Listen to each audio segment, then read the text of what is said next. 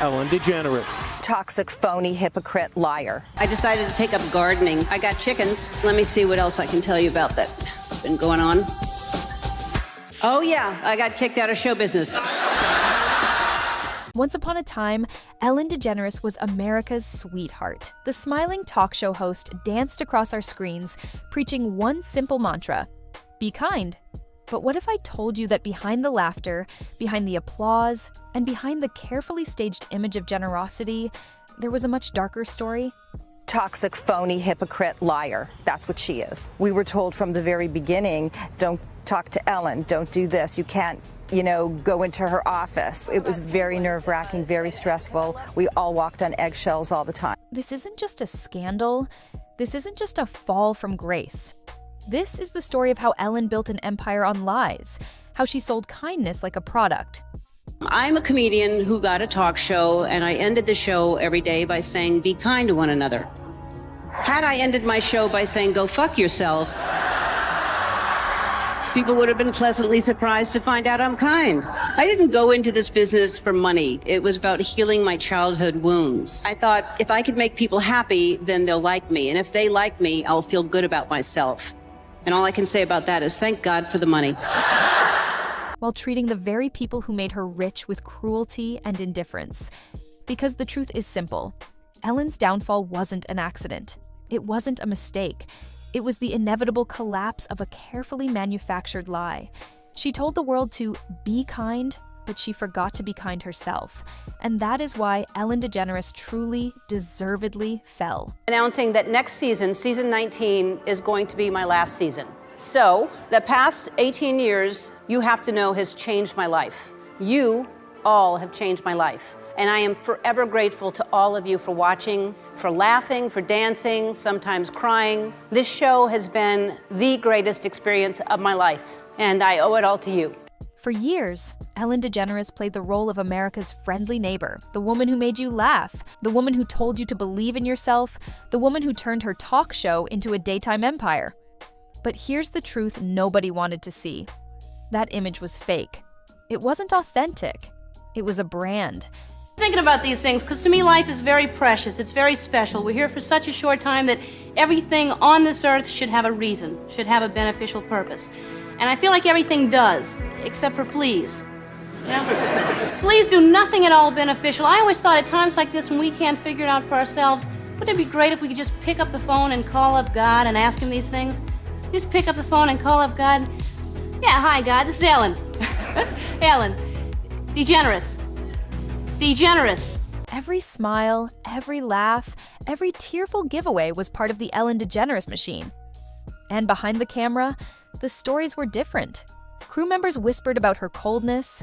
Guests complained about the rules of appearing on her show. Even staff were warned not to look her in the eye. Ellen's kindness wasn't real kindness. It was a costume, and the more people adored her, the more powerful that costume became. Because the real Ellen wasn't America's sweetheart.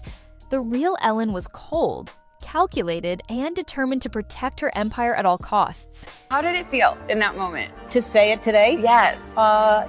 Emotional. Because I haven't been sleeping. I've been trying to, anticipate how to tell them and, hope that everybody would take it okay. A lot of people were very emotional, and I got emotional. So that was that first step. And then today was the first time telling, everybody else. So it was emotional. She didn't just want to be successful, she wanted to control every detail, every narrative, every smile you thought was genuine. And for years, it worked. Ellen DeGeneres convinced the world she was a saint, but the cracks in the foundation were already there. By the 2010s, the Ellen DeGeneres Show wasn't just a talk show. It was a cultural institution. She had celebrity friends, she had Emmy Awards, she had a billion-dollar brand built on the phrase, be kind. But behind the glossy facade, something ugly was brewing. Employees described a workplace ruled by fear. Producers were accused of harassment. Crew members were treated like they were disposable. And Ellen herself, she wasn't just unaware, she was a part of the problem. Over and over again, stories surfaced. Employees fired for taking medical leave. Black staff members speaking about racist microaggressions. People went after you personally. Did that have anything to do with this decision? Well, it's certainly, if it was why I was quitting, I would have not come back this year because everything happened. What you're talking about is last summer. And honestly, I really did think about not coming back because it was devastating. Because it started with me. It started with attacks on me and attacking everything that I stand for and believe in and built my career around. I am a kind person. I am a person who likes to make people happy. I am a people pleaser. This is who I am. There must be some truth to it because it's not stopping. Former workers saying they lived in constant fear of losing their jobs. And where was Ellen? Smiling on stage, telling jokes, and pretending nothing was wrong. She wasn't kind, she wasn't supportive, she was untouchable. And yet, when the stories first broke, Ellen brushed them off. She laughed at the rumors, she joked about being misunderstood, but the truth was spreading too fast. The narrative she had built for 2 decades was starting to unravel, because you can only preach kindness for so long before the hypocrisy catches up with you. And for Ellen DeGeneres, that moment of reckoning was just beginning. The year 2020 destroyed Ellen DeGeneres' empire. It started with whispers, then articles, then an avalanche of accusations. Suddenly, the entire internet was talking about how Ellen wasn't kind. She was cruel. BuzzFeed published exposés from staff members who revealed the toxic culture behind her show. Employees described racism, favoritism, harassment by senior producers, and a work environment filled with fear. The stories were damning. Crew who worked through the pandemic were cut off, ignored, and replaced. I don't know how I could have known when there's 255 employees here, and there are a lot of different buildings and a lot of different, there are different areas, and I delegate. There are bosses to each different area. It is my name on the show, so clearly it affects me, and I have to be the one to stand up and say, this can't be tolerated, we need to make changes, what can I do? And, unless I literally, stayed here until the last person goes home at night and checked in with 255 people, but I do wish somebody would have come to me and said, hey, something's going on that you should know about.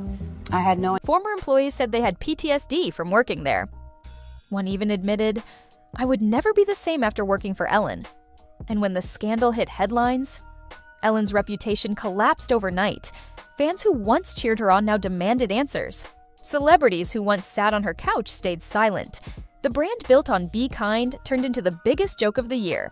Ellen tried to downplay it. She called the scandal overblown. She joked about being the victim of cancel culture. But you can't cover up years of cruelty with a punchline. For the first time, Ellen DeGeneres wasn't America's beloved talk show host. She was a symbol of hypocrisy, a reminder that even the biggest stars can fall.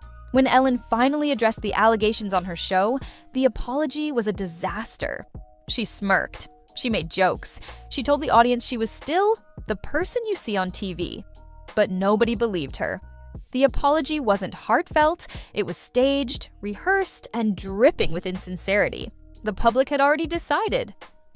Ellen DeGeneres was fake. The kindness was fake. The laughter was fake. The empire was fake. Ratings plummeted. Millions of viewers tuned out. Advertisers pulled back. Celebrities who once worshipped her avoided her. The audience wasn't clapping anymore. And Ellen? She couldn't take it. The queen of daytime television announced she was ending her show. Not because she wanted to, but because she had no choice. Her empire was collapsing, her reputation was in ruins, and her name was permanently tainted. By 2022, the woman who once ruled daytime TV walked away in disgrace. Not with applause, not with love, but with scandal, shame, and silence. Today, Ellen DeGeneres lives in luxury. The mansions are still there. The millions are still there. But the respect? Gone forever. Her name doesn't mean kindness anymore. It means hypocrisy. Her legacy isn't laughter, it's cruelty. Her empire isn't remembered for generosity, it's remembered for fear. Ellen DeGeneres tried to build her empire on one phrase, be kind. But kindness isn't a brand. Kindness isn't a marketing strategy. Kindness is real, and Ellen proved she never had it. Her downfall wasn't an accident. It wasn't cancel culture. It was karma. Because when you treat people like trash, the truth eventually comes out. And the truth about Ellen DeGeneres is simple. She wasn't kind. She was fake. And now, Her legacy will forever be remembered as one of the biggest frauds in Hollywood history. When the Ellen scandal exploded, Hollywood's silence spoke volumes. The celebrities who once danced on her stage, quiet. The stars who praised her generosity, nowhere to be found. People remembered. Ellen wasn't always nice to her celebrity guests. She embarrassed Mariah Carey about pregnancy. She mocked Dakota Johnson about birthday parties. She pressed Taylor Swift about ex-boyfriends. For years, Ellen used her stage to humiliate people. And suddenly, everyone noticed. Hollywood didn't defend her. Hollywood distanced itself. She was no longer the queen of kindness. She was the punchline of every late-night monologue. Ellen DeGeneres had become toxic. And in Hollywood, once you're toxic, you're done. After leaving her show, Ellen tried to clean up her image. She gave interviews claiming she had been misunderstood. She said cancel culture was unfair. She insisted she wasn't a bad person. But no one cared anymore. The public had moved on. New hosts replaced her. New stars took her place. Ellen was yesterday's news, and every attempt to come back only reminded people of the scandals. Even her social media posts became battlegrounds.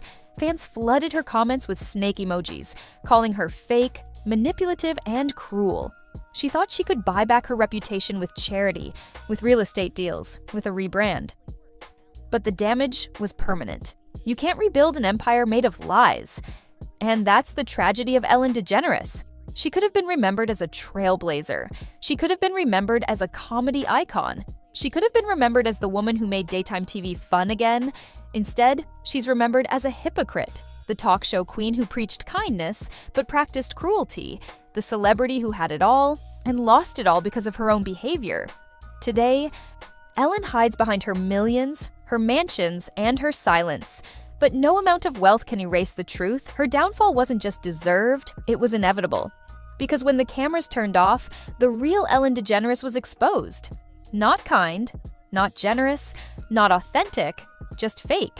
And that's how history will remember her. From sitcom star to daytime queen, Ellen DeGeneres built an empire on a smile, a dance, and a promise of kindness. But behind the cameras, behind the laughter, was a pattern of cruelty, hypocrisy, and lies. Her empire didn't collapse because of one scandal. It collapsed because the mask finally slipped. Sure. Yeah, sure. Ask her if she wants me to start the car up for her, get it warm. Hey, Ellen.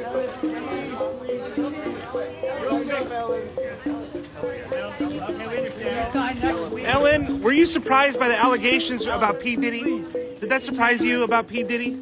Ellen, He's been on your show many times. Have a good night. Have you been to his parties?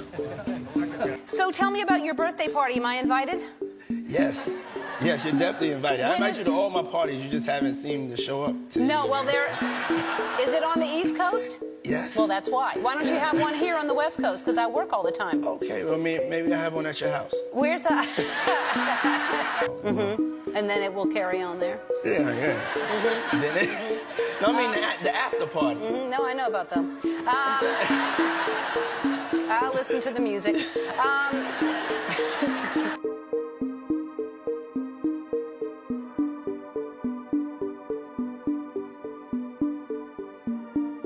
So now the question is yours. Was Ellen DeGeneres the ultimate victim of cancel culture, or was she simply exposed as the fraud she always was? Drop your thoughts in the comments below. Do you think Ellen deserves a second chance, or is her legacy forever destroyed? And don't forget to like this video, subscribe, and hit that notification bell for more shocking celebrity downfalls, scandals, and the dark truths behind Hollywood's biggest stars.